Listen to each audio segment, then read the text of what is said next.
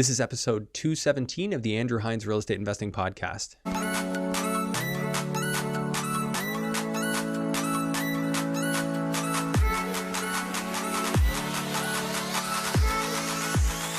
This episode is brought to you by Control and Compound Financial. They teach real estate investors how to multiply their wealth using infinite banking strategies. For a complimentary wealth coaching session or to learn more, visit www.controlandcompound.com/Andrew Hines. Welcome to episode 217 of the Andrew Hines Real Estate Investing Podcast. Today I have Hussein Kudrati on the show, and Hussein is a good friend of mine. He's also the lawyer that helps me out for legal work I need done here in Ontario, and he is what I often describe as the Dos Equis guy, because I think he's one of the most interesting people I've ever met.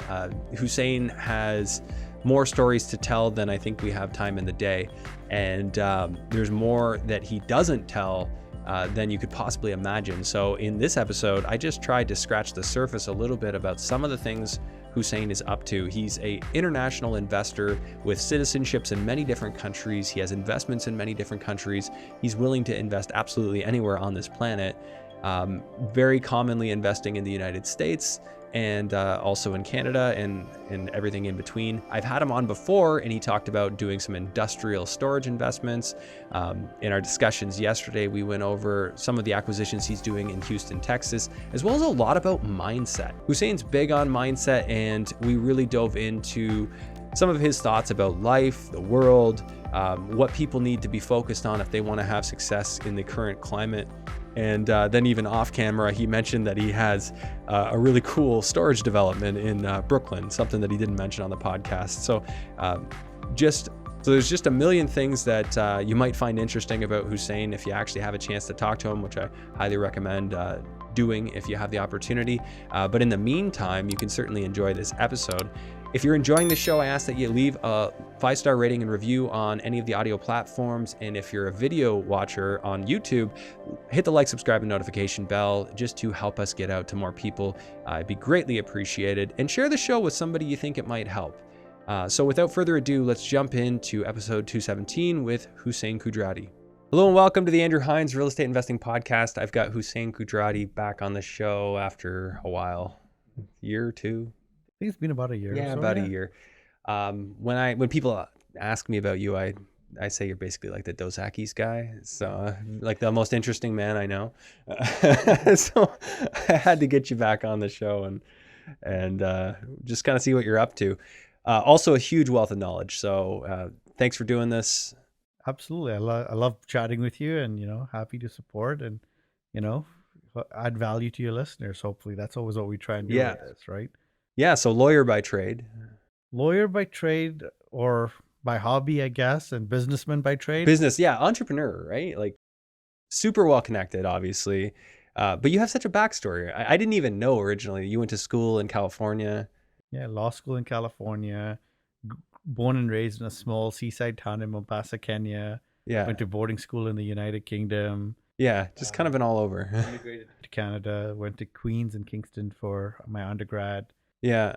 And honestly, for me, I always used education as an opportunity to travel. Yeah. Because for me, education was always more than what you learned in the books in the classroom. Mm-hmm. It was experiences and the people you encounter, just living life. And so I was privileged and blessed that I had parents that supported and encouraged that. Mm-hmm. And then I had also got the drive and the grades that also facilitated, because it takes both, right? It takes a supportive and network environment, and then it takes your own ambition and drive. And that's the thing that I always tell people in anything in life, right? Yeah. You have to have both. You have to surround yourself by people that are rooting and supporting your success. Yeah. And then you must also be willing then to work for it. Because you can have the most supportive network, but if you're not ambitious and you don't have a work ethic or a drive, you're not going to get the results that someone who might have a less supportive network, but has the drive and the hustle. But I think it's a factor of clarity. Like people who appear not to have drive just aren't clear on what it is they want. Don't you find that? It's true. And I guess to some degree that does. And again, your environment helps you understand and figure it out. Like if you're around cool people doing cool things, you start to get clearer about what you want. And you realize the options in the world. Yes, right? Like you realize what you want to do, right? But ultimately, it still comes down to especially in today's age, right? And this is, in fact, I had a coffee with someone before coming here, and we were talking about like kids today, right? They have technology at their fingertips. They would make me look like I was from the Stone Ages with what they can do on a computer or an iPhone. Like for me, it's like I call, I text, I surf the net. Like that's the limit. Like I don't really use apps other than social media, maybe here and there. But when you ask them to actually function in terms of knowledge of the world, despite having all these resources and the ability to use them so effectively, they don't have a motivation or a desire. And so, like, I feel like I knew more about the world when I was in like grade 8 or grade 9 than like the average grade 8 or grade 9 today. And for me, that's the concerning. And where are we going in terms of preparing the next generation to actually be entrepreneurial minded, to be curious about the world? Because when you're so insular in the way you think about it, like for a world that is supposed to be more tolerant, it's supposed to be more inclusive. Like if you look at just like, and I don't care what side of the debate you land on, but like if you look at this, the COVID pandemic, right? What happened is both sides stopped listening to one another completely. Both sides were speaking in a vacuum to their own echo chamber. And it almost became that us versus them mentality versus just realizing that you can have different points of view. It's okay. And you can disagree without being disagreeable and respect that two people may not see things the same 100%. way. But I feel like a lot of people don't see that anymore. They don't realize that, like you said, they don't realize that you can be respectful and disagree.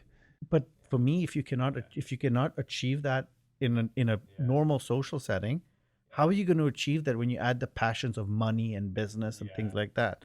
Because in business, I promise you this: if you think you're only going to work with people you like and who agree with you, you're not going to get very far. You might, like, you literally will be stuck. But you have to be willing to realize that in business, you have to stay true to what your beliefs and values are. But you can also show respect to others and be tolerant and inclusive.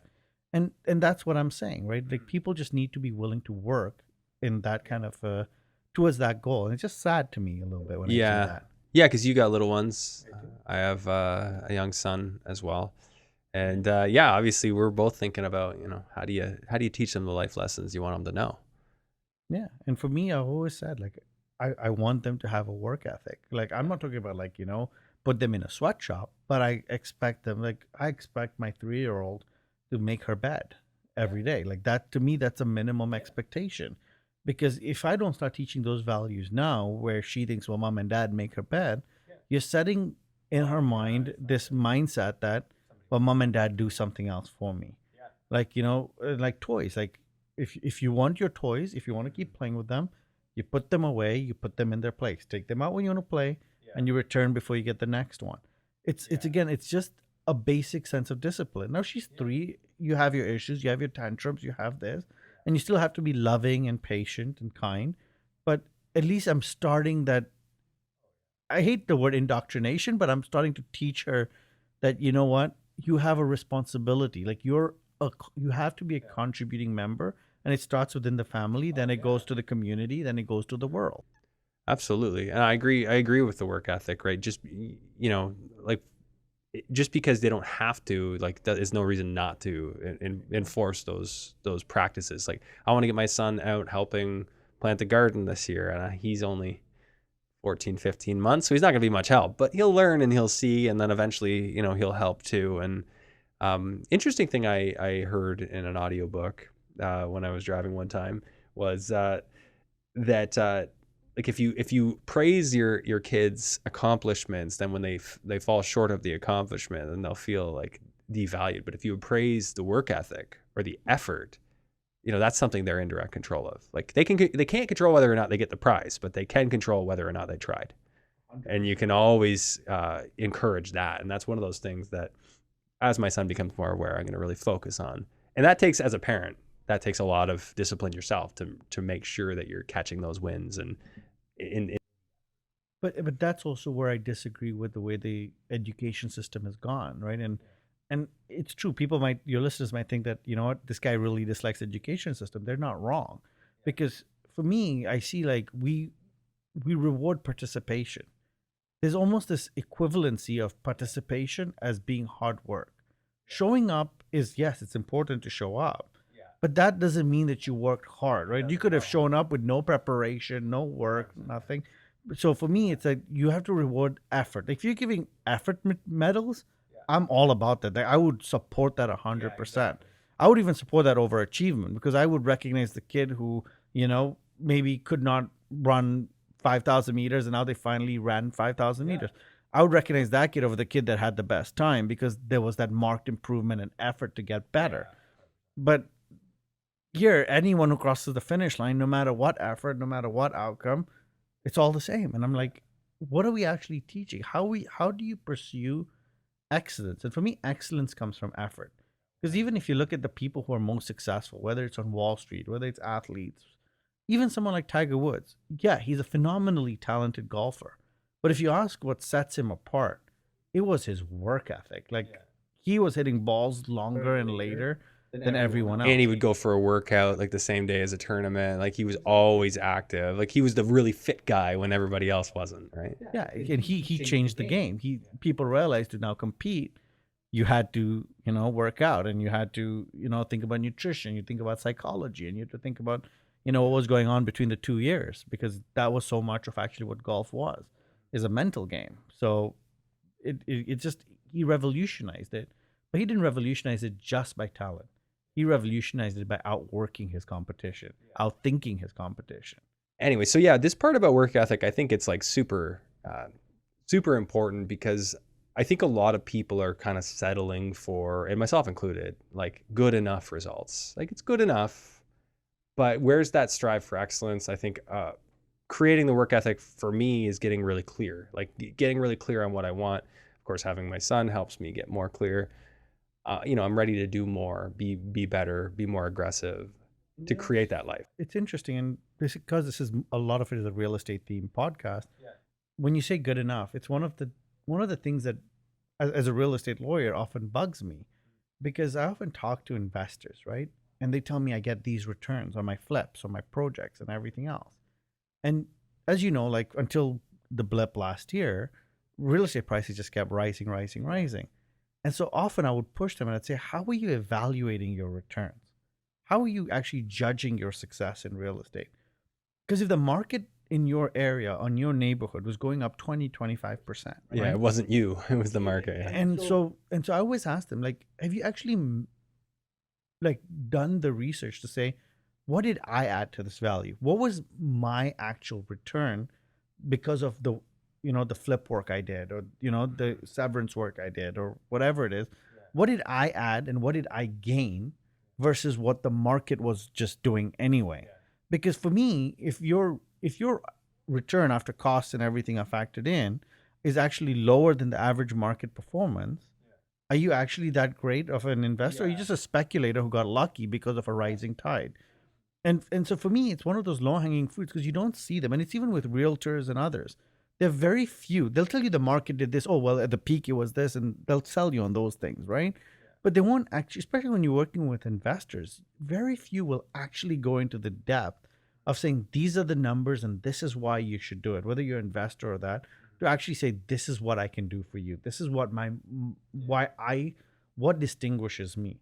Because that's the person I want to work with. That's the person I want to partner with, because that's the way I approach things. I would be telling you that this is what I can do. This is what the market does. I'm going to bake that in, and I'm going to outperform the market, because that's when you have someone who you want to work with, because they're the innovator. They're not going with, because everyone can go with the market. Everyone can get in and rise with the market. But you don't want to be, one of those who's constantly, you want to be the one going where.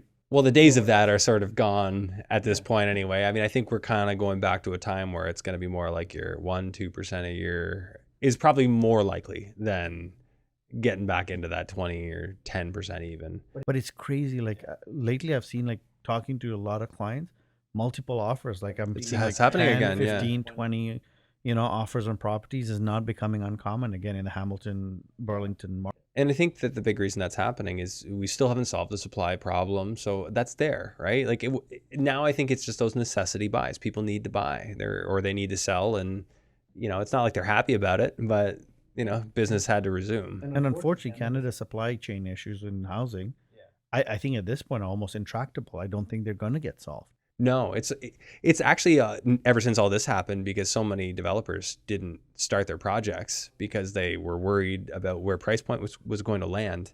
Now it's actually exasperated the problem, and it's going to make it even worse. Plus, we have immigration still targeting around 500,000 a year. So where are those people going? And who's paying for the infrastructure? Canada's infrastructure is aging and dated. Like, for example, if you just look at, people say, oh, well, we'll build more housing in St. Catharines, Thorold, Welland, and all these places. Okay, awesome. Are you also creating all the jobs there? Or are the jobs still going to be coming towards Toronto, Mississauga, Burlington? So now you're seeing that most of the people are going to have to use a Skyway. We already had the lift bridge closed until... Or that hoverboat thing that they're coming in with. Which, again, I'm very skeptical about. That sounds cool, man. But they've been talking about it for over a decade, or close to it. But different people, different models. I don't know too many details about the most recent one, but I know that it's been talked about and thought about so it may not time. actually come to life. So, and I mean, when will it come, and will it be able to service at a volume to actually be effective, right? Because think about the number of cars that go over the Skyway every day. Yeah, it's huge, right? And then you have you have literally lanes closed. Like the other day at 11 a.m. in the morning, they had a lane closed for maintenance work, and I'm just thinking to myself, scheduled maintenance at 11 a.m. Yeah, it should be at night. Usually it is. Yeah. So to me, it was just bizarre to see that. Yeah. Well, yeah, and that is the problem here. But it's also an opportunity in a way. Like for a lot of people, it's going to be an opportunity.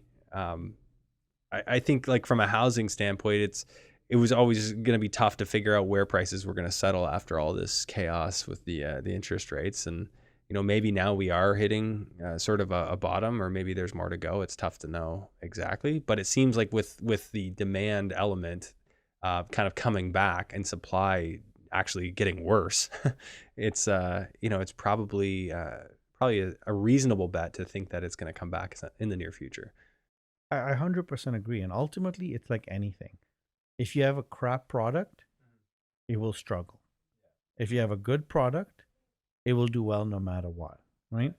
There might be small variations, but ultimately, you're not going to change a lot if you have a good product, you'll be fine. You know what I mean? It's like Apple. Apple has a good product, whether it's recession or not, small dip, but they'll be okay. If you've got a crappy product, you're going to struggle. Yeah, the crappy product sells when things are hot, but not otherwise. Exactly, because now you've got competition, and the medium and the good products have come down a little bit, so you're completely out of the market. And so for me, it's going to be very interesting to see how the real estate market actually shakes itself out.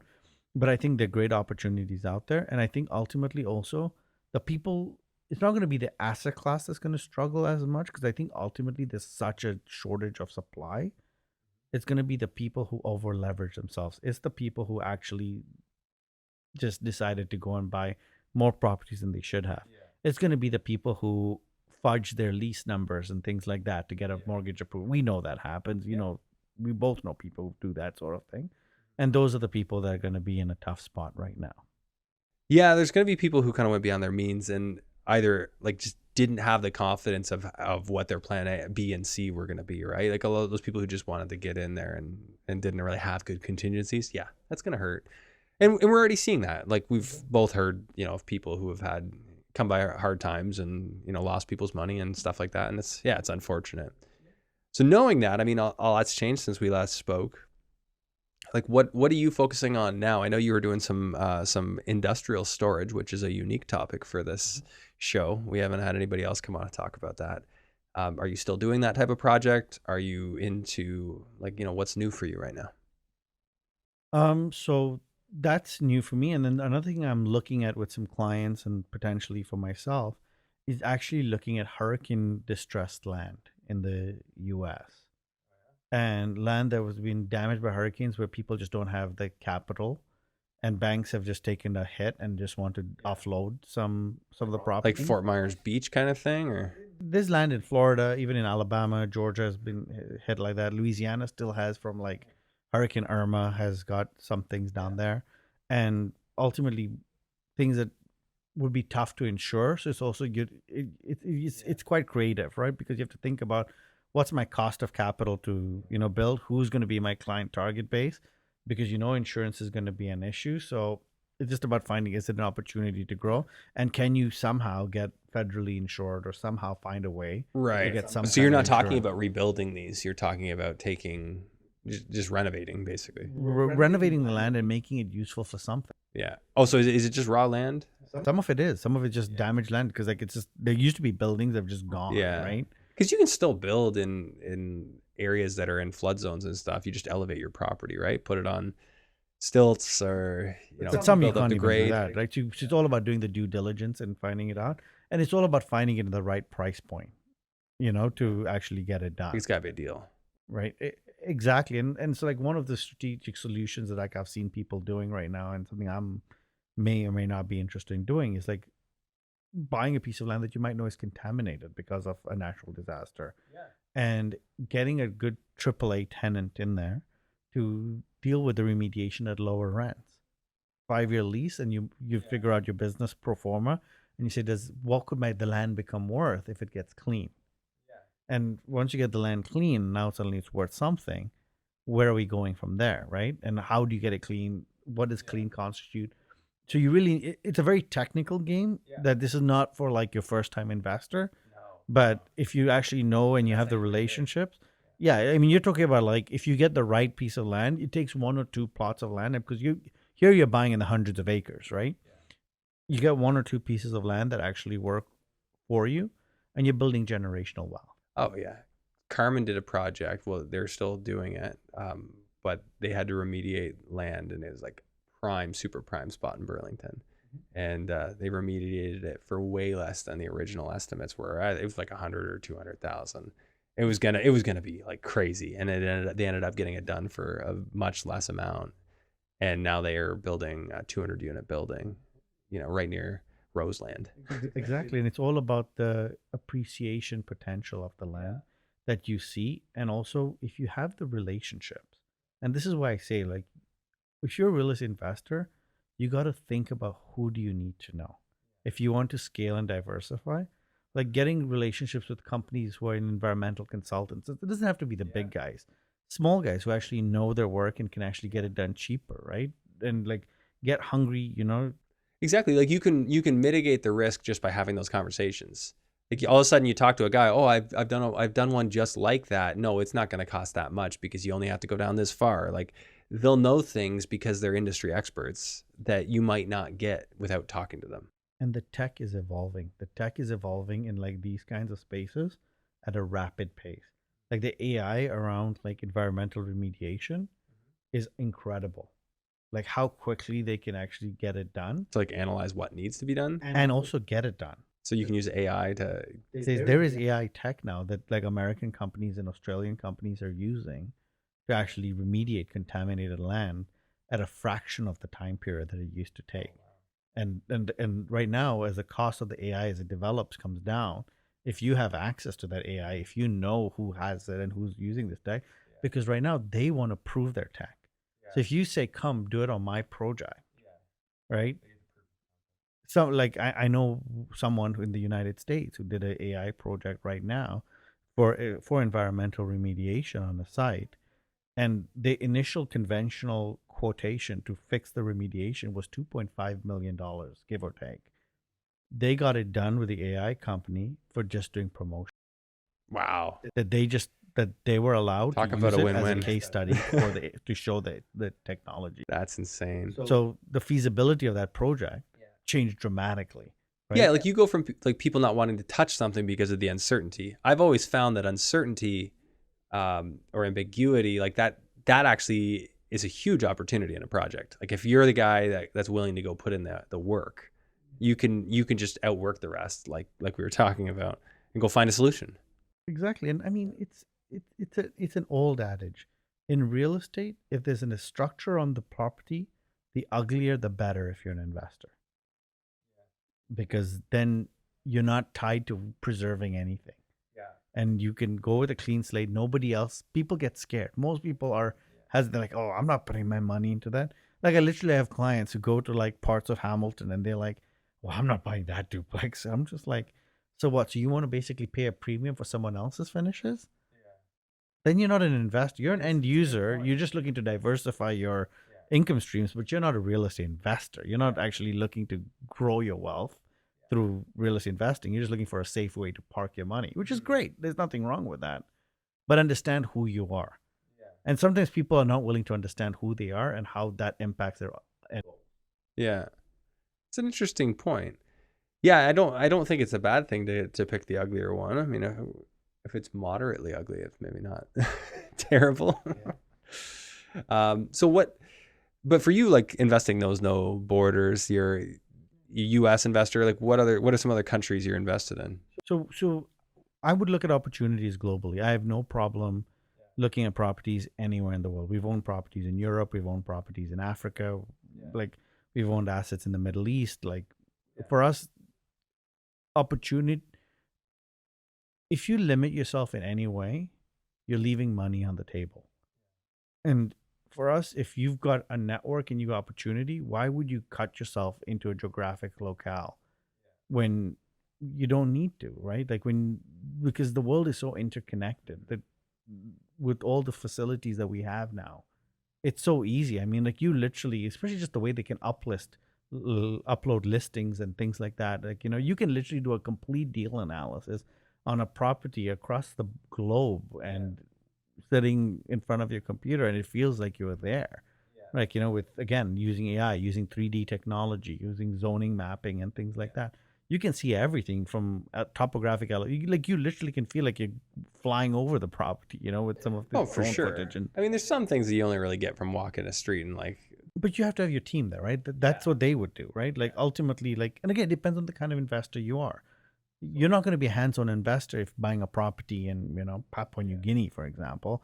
But you will have to build up a network and a team, but ultimately the main deal analysis is the same. The pro forma, regardless of what goes into it, you need your local advisors and your team. But ultimately, how the numbers work, it doesn't change. No, it really shouldn't. I mean, I guess you got to kind of factor in how, like, what tax treatments is going to happen. But that's like, your local team. Most countries that you're looking at, like, would they have some sort of tax treaty with Canada?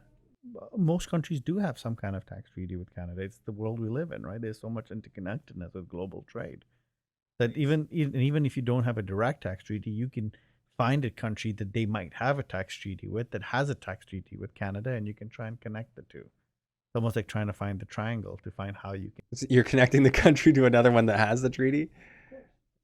Is there, like, you're literally trying to get that country to change their laws, or? No, you're not trying to get them to change the laws, but there's countries that might have a tax treaty with another country, and the way their okay, so you're just kind of working through their country. You can benefit from the tax treaty that the other country has with Canada. Okay. So you're just filing in one to get the benefit. It's jurisdiction shopping. What a wild concept. Not something we really get into on this show, but I think that's like kind of brilliant. Okay, so now it's as simple as also like, what citizenship do you use to buy a property, right? Are you really using a citizenship? Sometimes you have to, because there's benefits associated with who you are and why you're buying a property. Oh, okay. So, they don't necessarily want to sell to a Canadian, but they might want to sell to somebody who. Exactly. Yeah, that's interesting. What's the most recent country you bought in that wasn't Canada? I mean, well, the most recent is always the United States. Yeah, so you're buying down there regularly? Always. Which states are you focused on right now? Texas is our favorite state, right? And what type of stuff are you buying there? We're open to anything and everything because we just see this enormous opportunity. Are you doing self-storage down there? Plus, we are in self-storage down there. Are you in regular rentals? Like, would you buy a single family or not really? Honestly, it depends. Like, if you're willing to buy in scale, especially new builds, there's a potential opportunity there because of the rentals and the rent. Oh yeah, you can just rental rate you can buy get in a neighborhood, right? Like, just start amalgamating properties in a neighborhood. Yeah, and so you can get like some decent middle class neighborhoods because the property prices there are so low. Yeah, taxes are high, but property prices are low. Yeah, but there are ways to mitigate the tax issues, right? In Texas, like that's also. Yeah, well, I just meant the property tax. Yeah, you have no state income tax, so that's kind of cool. Yeah, so there are ways to work around that as well. Oh yeah. See, I feel like, can I ask you more about that? What do you want to share about that, Hussein? We can talk about that offline. Okay. There we go. All right. Yeah, like super interesting. So give me an example of a deal you did in Texas that you thought was pretty cool. So honestly, like right now, like we just picked up a few single family rentals, like in a small community in Houston, Houston, okay. Which I mean, we like Houston. For us, like, we have friends, we have family there, so I mean, it's a place that we travel to a lot and have a lot of connection to. So we have knowledge of, and people there telling us, hey, this is a good development, this is a good builder, work with them. And so we connect with them. You buy a few units with them, and then they rent it out for you. The builder will handle. So the developer will take care of all that. So they're giving you like a rental guarantee and all that, or no? Well, not a rental guarantee, but they're saying they'll do it. But they'll manage it for you. They'll handle the reporting requirements. They'll handle all of it for you. Why? Like I think I know the answer. Like you're building a relationship with these people. Yeah. So they kind of see you as somebody who'll buy more from them if they do a good job. Exactly. Yeah, and I'm sure you make sure that they know that you will do more business if they do a good job. 100%, right? I mean, and the return that they can get you, and the rentals that people are paying, right? Like, I mean, you buy a 325 USD property, for example, hypothetically, right? And you can get rents of 2 to 3K on that. So you can almost do 1% rule. Now, obviously, the one thing that's going to throw that is the higher property taxes potentially. Let's say hypothetically, would $6,000 be like a normal, like on a $325,000 house, or is it going to be more than that for your annual property tax? It depends on how you structure it and how the paperwork you put in. Oh yeah, because you can kind of argue like the valuation and stuff, right? Yeah, some places it's easier to do that than others. Yeah, but also sometimes in some counties you can actually just tie it up for long enough that you can freeze it at like the vacant land or development rate. Yeah, so it's tied up in the development stage basically to do that. And then, but don't they back assess? Like I've had that happen to me. Like I mean, if you lose, sure, but I mean, eventually then you settle before they make. Oh, you just keep fighting the valuation, and then you settle and say, let's just negotiate it there. Let's just agree on halfway there. Just make sure you double your ask. I mean, if you don't ask, you don't receive, right? That's a fantastic point, right? If you don't ever, explore the option, then you won't know. And that's the thing. A lot of people get intimidated with making the ask to especially the governments, right? Like, oh no, we can't ask the government something. But ultimately, never do anything that's illegal ever, because then you're setting yourself offside, right? And we will never ever go past. Yeah. But up to that point, right? Up to the point of asking and negotiating and understanding and challenging, right? Yeah. That is your right. Yeah. That is absolutely your right. And think about it in Canada, right? Like, just the reality is show me one property whose fair market value and impact assessment match up. Well, they never do in Canada, but I feel like MPAC intentionally under assesses. Why? Because they know the municipalities are going to base their rate off of an adjusted rate, and they don't want to be challenged. They know that if you challenge them as MPAC, that like odds are 99 times out of 100 they're actually underassessed. But if you wanted to get higher assessed, because when they want more government revenue. Well, they do, but I mean, I feel like these municipalities. So if everybody is assessed at 70% of the actual value, let's just start hypothetically 70%. If everyone's assessed there, then the municipalities will just set their percentage rate based off of the 70% of the value. So then if anyone ever argues with MPAC, all that's going to happen is, oh, you know what? We've underassessed you. So now let's just bring it up to the full value. I think for them, it's just strategic. I could be wrong. That's just my assumption. True, but also, like, I mean, if you look at a lot of properties, it's a lot less than 70%. Like, I mean, I have a client in Toronto whose MPAC value is 25% of the fair market value. That'll happen too. Like, so I mean, you talk about like absurdities, right? Yeah. And all that has to happen is you have a couple of sales, and eventually and the larger point I want to make is, other than certain states in the U.S., which basically assess property value simply directly on your consideration of your purchase price. So whatever you paid is a percentage, and that's it. And that's why, like in California, house properties don't shift as much because people don't want to move because it's expensive. Property tax is based on what you paid on your purchase price, right? So that sucks. But in a lot of jurisdictions, the system of assessing property tax is flawed. Mm-hmm. It's been such a contentious area that if you have a lawyer who's motivated and just wants to basically cause a ruckus, you can cause, like I've got friends, I've got clients, like I've got people who they got people who just cause such a ruckus and end up getting the property tax diminished significantly. And even, I mean, and quite frankly, I mean, just look at Donald Trump. Like that was part of his shtick and why he became so successful. Is he depreciated the value of his buildings in Manhattan for property taxes. Now he's going through it because, I mean, for some reason he decided to run for presidency. And I mean, it's become a business headache for him because everything's now being looked at and reassessed. But he got away for the longest time. Well, like, I mean, his properties were being valued at significantly less than what, and then if you especially compared it to his P&L, like his personal net worth statements, it was so it's just showing it one value for one reason and another value. But he was successful. Right? He was successful, and that's simply by asking. He's got like some of his luxury golf clubs. He had them basically taxed as a farm. A farm? Because he had 2 goats on them. That's hilarious. But that met the requirement, like as long as he had a couple of goats. and to me, that's his brilliance, right? Like to me, finding the loopholes. He knew, and so he's very good at real estate because his team were brilliant at finding the loopholes wherever they went. So you're taking that model. Wherever you go, you'll find the loopholes. I mean, I don't want to be compared to Donald Trump in any way. Let's be careful there. But ultimately, if the loopholes exist, if you're not taking advantage of them, then somebody else will. Don't cheat the system. I'm never saying cheat the system, but if the loopholes exist, they exist for a reason. It's like a tax break. It's like it's the equivalent of saying that, well, I get a child tax credit, but I don't think that's right. I'm not going to take it. Doesn't make sense. If it's there for your benefit, use it. If they don't like it, they'll close it.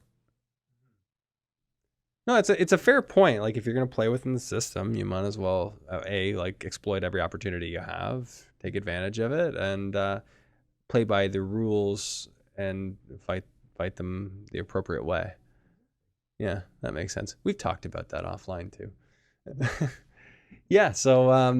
So Texas, like these aren't obviously huge number plays. Like if you're buying single family homes, but they're going to cash flow. Sometimes and again, life is not about chasing home runs. It's a singles and doubles and hitting the odd home run here and there.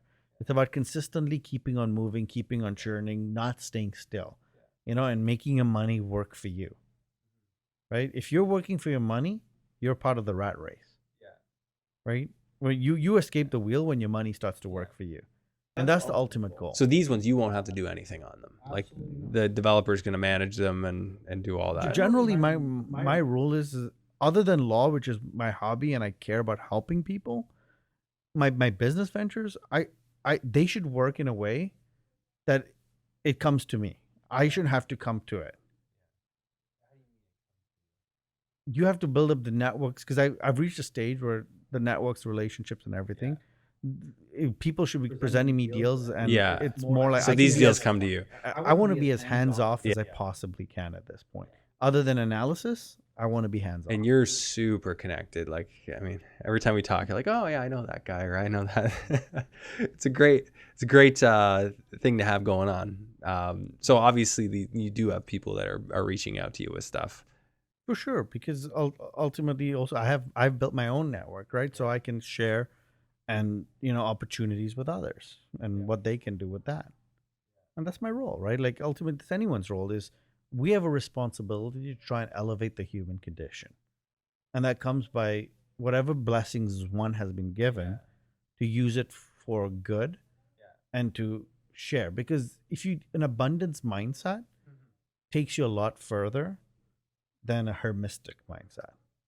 Oh, absolutely.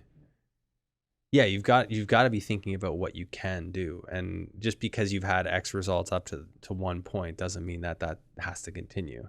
You can choose to change your mindset and focus on bigger, awesome, really cool stuff, and keep pushing. And I also think a lot of people, to our point that we started this conversation with, don't really push it themselves that hard. No, they just don't need to. That's my frustration, right?